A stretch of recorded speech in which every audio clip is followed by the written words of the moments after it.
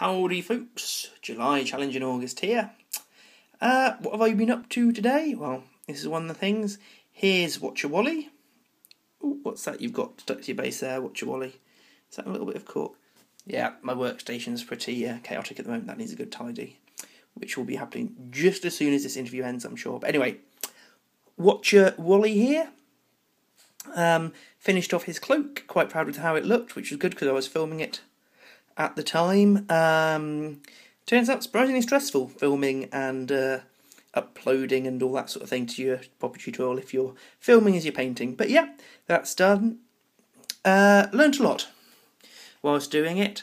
One of the things I didn't really think about when I started the challenge was how much of my time would be spent learning of YouTube, best ways of uploading, most effective ways of uploading, most effective ways of filming and things. And that's become a big focus for me, trying to improve the quality of my videos and things. So some things that were good about it, was every scene in the tutorial was 1080, so totally HD, which I was pleased about. It was my longest video to date at 38 minutes, so it's quite an epic for those of you that have 3/4 of an hour to kill.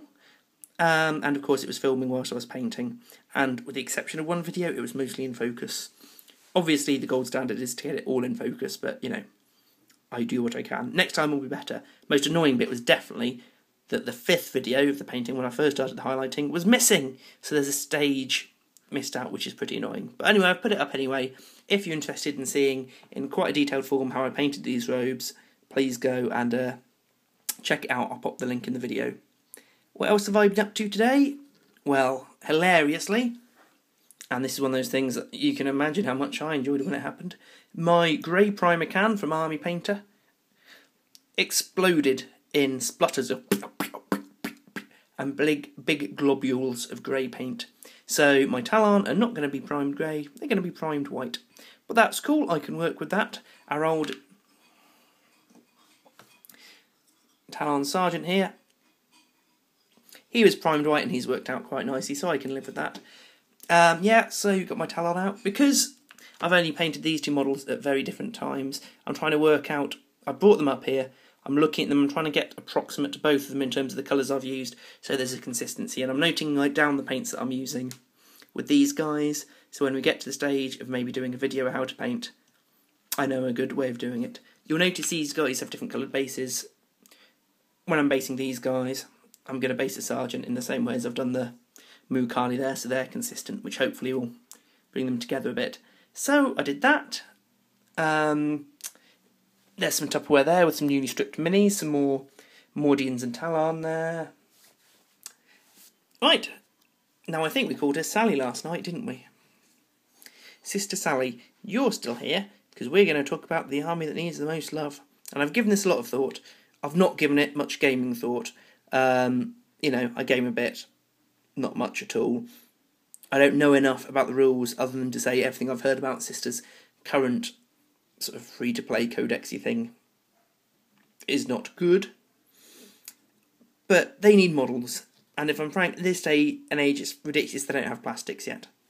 I've heard, I don't know how accurate this is, sort of hearsay on a website from someone who was at I think a Games Workshop meet and greet sort of thing, that one of the problems was they couldn't get accurate plastics that looked the same as these, or something like that, so the plastic kits hadn't been brought out. Now, I've looked over this, I've looked over my other sisters' models. I can imagine, yeah, there's going to be bits of overcutting and things, particularly with the hair and the robes, which are going to be difficult in plastic. But I would politely suggest that if Sisters sold as well as Space Marines, for instance, they'd have found a workaround for it. Now, you may be thinking, or you may not, who am I to know, but you might say to that argument, well, if Sisters aren't selling as well as Space Marines, why worry about them? Why not just let them be sort of a mail order metal only range? And to you, sir, I say this. If our hobby's going to continue growing and evolving, at some point we're going to have to get to grips with girls and ladies in the gaming culture. To a certain extent, we have, in that, you know, there's lots of very prominent YouTube personalities who are women, and goodness only knows, fantastic painters, and I'd imagine much better gamers than me or other people in the hobby. But, okay, all all the people I know, anecdotally, who are ladies, who are females, who are into the hobby, have got into it through a boyfriend. I imagine, and this, I'm not going to turn this into a rant, touch wood, I'm going to try and say this succinctly. If you're a young person, and you're a young female, a young lady, and you go into Games Workshop, and you see a sea of very OTT male models, you just start to imagine the hobby is not for you.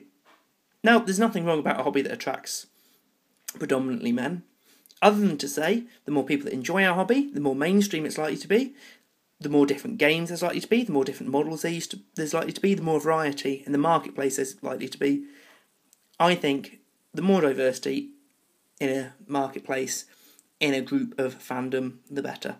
And I think more prominent female models and armies with more representation of women will be better for drawing in a more diverse group of people.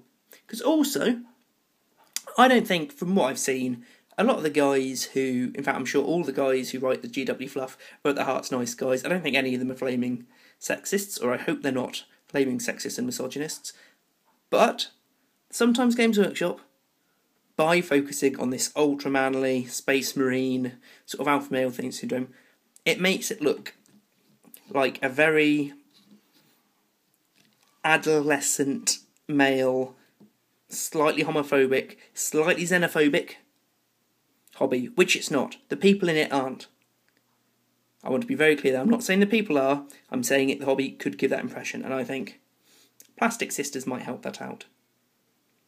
I've sort of rambled on a bit more than I intended to there, and I'm going to have to listen back to this to make sure it at least makes a small amount of sense when it comes up. Obviously, if you agree with me, feel free to comment, and if not, probably comment on someone else's YouTube. Yeah, that's a good idea. Anyway, love you loads, guys. Sorry that was a bit of a ramble at the end. See you tomorrow. Bye, love you.